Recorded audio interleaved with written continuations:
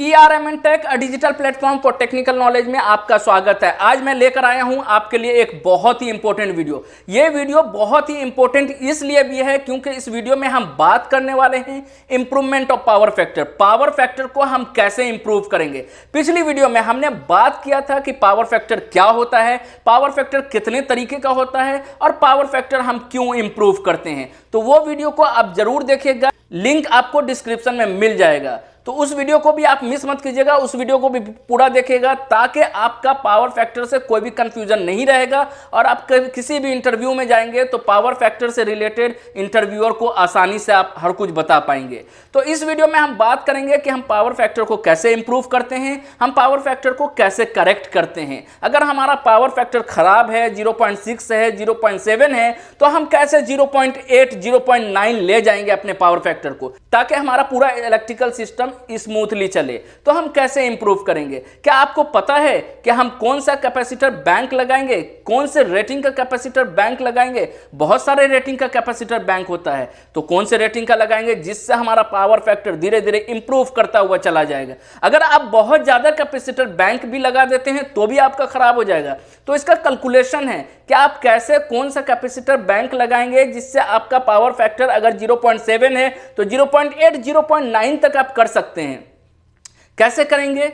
अगर आपका लोड दिया हुआ है, अगर आपको आपका लोड मालूम है और आपका पावर फैक्टर बहुत ही खराब है, 0.7 है, तो आप कैपेसिटर बैंक लगा करके आप पावर फैक्टर को अच्छा कर सकते हैं। लेकिन कौन से रेटिंग का कैपेसिटर बैंक लगा के आप अच्छा करेंगे, तो इस वीडियो में हम आपको बताएंगे कि कौन से रेटिंग का कैपेसिटर बैंक लगाएंगे जिससे आपका पावर फैक्टर अच्छा हो जाएगा।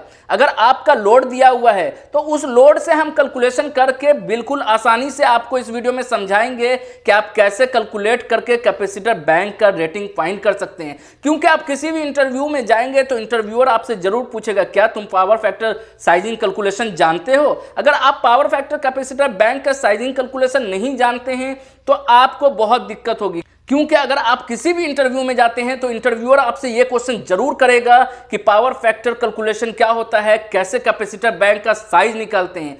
क्योंकि ये बहुत इंपॉर्टेंट क्वेश्चन इसलिए भी है क्योंकि पूरा इलेक्ट्रिकल सिस्टम इस पे डिपेंड रहता है। आप कहीं काम करने जाएंगे तो वहां भी आपको ये काम आएगा। तो पावर फैक्टर साइजिंग कैलकुलेशन जानना आपके लिए बहुत ही जरूरी है कि पावर फैक्टर कैपेसिटर बैंक का साइज कैसे कैलकुलेट करते हैं। तो आइए इस वीडियो में हम देखेंगे कि पावर फैक्टर कैपेसिटर बैंक का साइज कैसे कैलकुलेट करेंगे।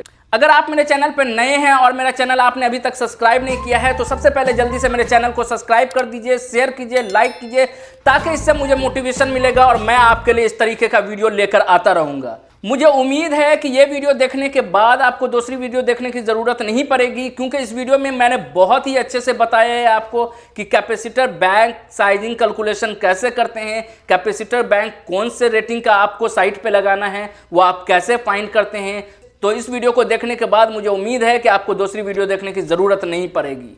आप किसी भी इंटरव्यू में जाते हैं, आप कहीं भी इंटरव्यू देने जाते हैं या आप कहीं भी काम करने जाते हैं तो इंटरव्यू के दौरान आप देखते हैं कि इतने सारे लोग हैं। आप देख करके इतने सारे लोग को डिमोलाइज हो जाते हैं कि यार मेरा तो इंटरव्यू आज निकलेगा ही नहीं है, हम इतने सारे लोग में हम कैसे इंटरव्यू निकालेंगे। तो आज मैं आपको बताता हूं कि आप किसी भी इंटरव्यू में जाएं तो आपको लोगों को नहीं देखना है कि कितने सारे लोग हैं, आपको यह देखना है कि आपको क्या पता है, आप इलेक्ट्रिकल के बारे में जानते हैं या नहीं जानते हैं। इंटरव्यूअर जो क्वेश्चन आपसे कर रहा है क्या वो उस क्वेश्चन के बारे में आपको पता है या नहीं पता है। तो उस क्वेश्चन के बारे में आपको कैसे पता होगा। हमारी वीडियो को सब्सक्राइब कीजिए, शेयर कीजिए, लाइक कीजिए और वीडियो को पूरा देखिए ताकि आपको हर एक वो टॉपिक पता चलेगा जो इंटरव्यूअर द्वारा पूछा जाता है और आपका टेक्निकल नॉलेज बहुत ही स्ट्रांग हो जाएगा। क्या पूछेगा इंटरव्यूअर आपसे। मैंने इस वीडियो में आपको बताया है कि पावर फैक्टर साइजिंग कैलकुलेशन कैसे करते हैं। यह वीडियो बस आपको देखना है।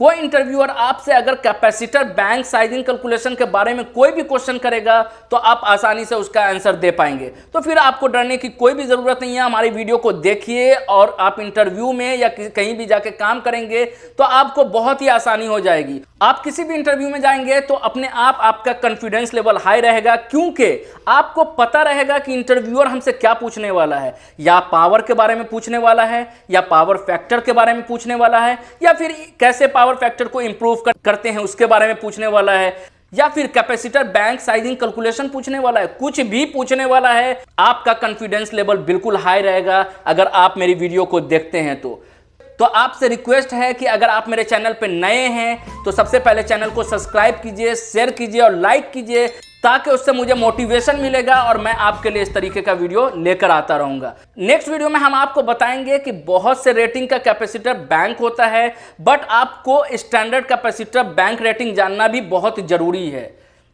क्योंकि आप किसी भी इंटरव्यू में जाएंगे तो इंटरव्यूअर आपसे जरूर पूछेगा कि क्या तुम जानते हो कैपेसिटर बैंक कौन कौन सा आपने इंस्टॉल किया है, कौन सा कैपेसिटर बैंक आपने लगाया है। तो कैपेसिटर बैंक का रेटिंग भी आपके लिए जानना बेहद ही जरूरी है कि कौन कौन सा कैपेसिटर बैंक मार्केट में आता है जिसको आप इंस्टॉल करते हैं। तो नेक्स्ट वीडियो में हम बात करेंगे कैपेसिटर बैंक रेटिंग के बारे में कि कौन कौन सा स्टैंडर्ड रेटिंग का कैपेसिटर बैंक आता है। तो आइए चलिए आज के इस वीडियो में हम देखते हैं कैपेसिटर बैंक साइज कैलकुलेशन कैसे करेंगे और कैपेसिटर बैंक का रेटिंग हम कैसे फाइंड करेंगे।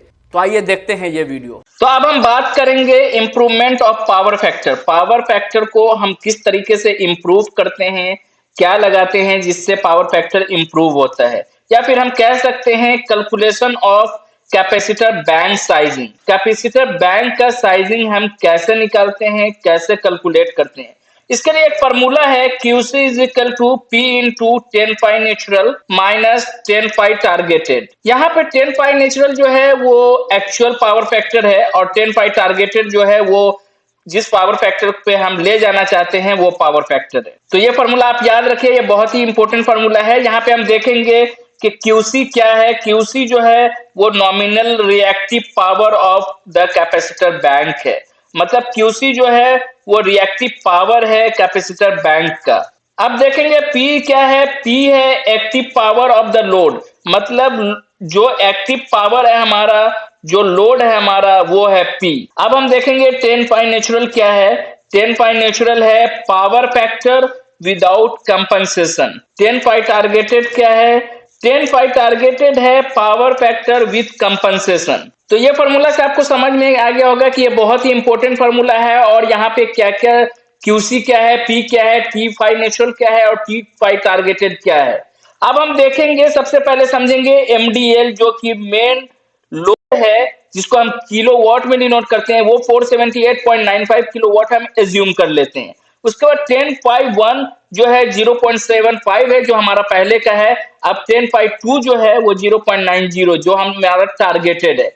मान लीजिए 10 पाई 1 क्या है 0.75, 10 पाई 2 क्या है 0.90, मतलब 0.75 जो है वो मेरा पहले का, 0.90 जो है वो मेरा जो मेरा टारगेटेड है। इसको कैसे करेक्ट करेंगे, इसको कैपेसिटर बैंक लगा करके करेक्ट करेंगे। कौन सा कैपेसिटर बैंक लगाएंगे वो हम देखेंगे यहाँ पर कि कैसे हम कैलकुलेट करेंगे कि कौन सा कैपेसिटर बैंक लगाएंगे हम। अब ये फॉर्मूला यूज करेंगे हम QC is equal to P into 10 phi 1 minus 10 phi 2।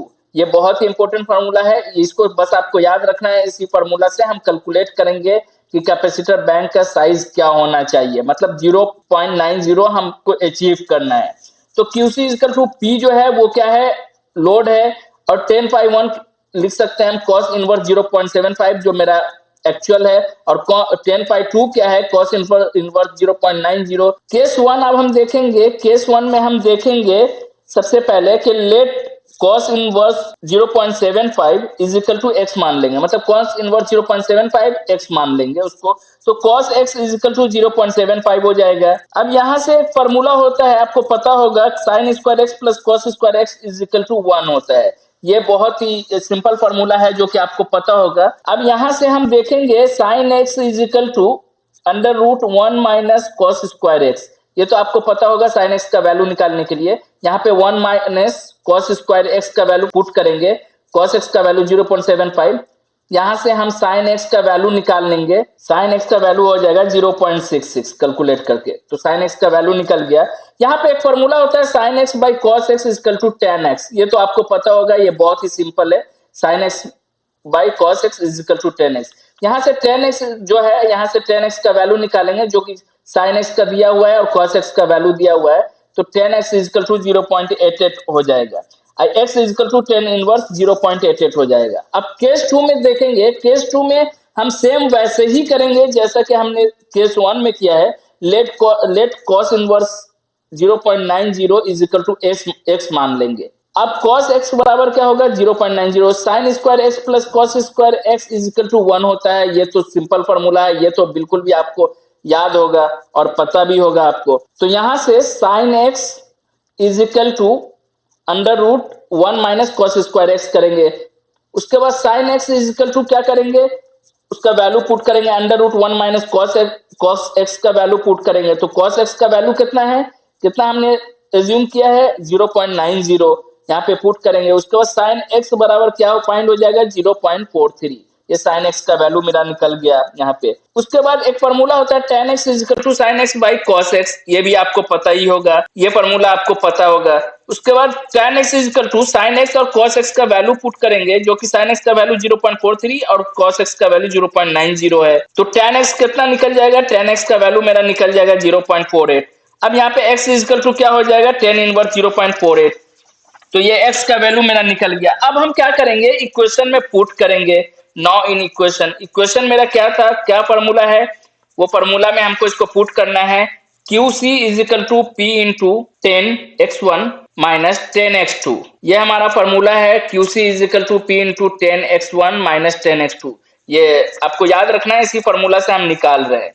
तो इस फॉर्मूला पे हम क्या करेंगे, वो वैल्यू को पुट करेंगे। सबसे पहले क्या करेंगे, इज इक्वल टू पावर का जो वैल्यू है जो हमने एज्यूम किया है 478.95, वो पुट करेंगे इनटू 10x का वैल्यू मैंने निकाला हुआ है ऑलरेडी 10 इंटू 10 इनवर्स 0.88, ऑलरेडी मैंने ये फाइंड किया हुआ है 0.88 माइनस 10 इंटू 10 इनवर्स 0.481, जो कि मैंने फाइंड किया हुआ है ऑलरेडी। अब हम क्या करेंगे 478.95 इंटू 0.88 माइनस 0.48, ये कैसे लिखे हम, 10 इंटू 10 इनवर्स 0.88 को 0.88 लिख दिया मैंने, और 10 इनवर्स 0.48 को मैंने 0.48 लिख दिया, क्योंकि एक फॉर्मूला होता है 10 into 10 inverse theta is equal to theta होता है, मतलब 10 into 10 inverse theta is equal to theta होता है।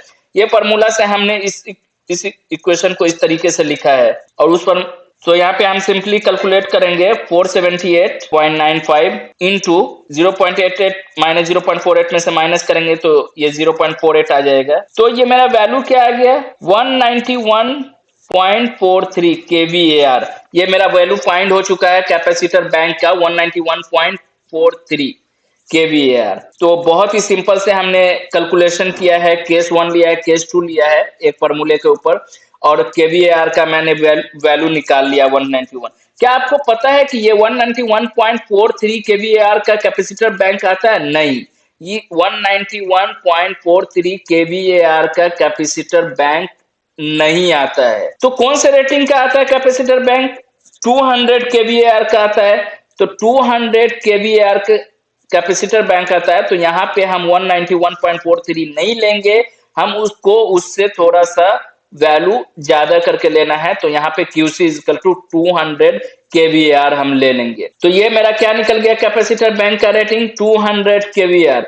तो मुझे उम्मीद है कि आपको ये कैलकुलेशन बिल्कुल भी आसानी से समझ में आ गया होगा कि किस तरीके से हमने एक फॉर्मूले पे जो कि QC is equal to P into 10x1 minus 10x2 formula है, उस पे केस 1 लिया मैंने और केस 2 लिया, उसके बाद आसानी से कैलकुलेट कर लिया।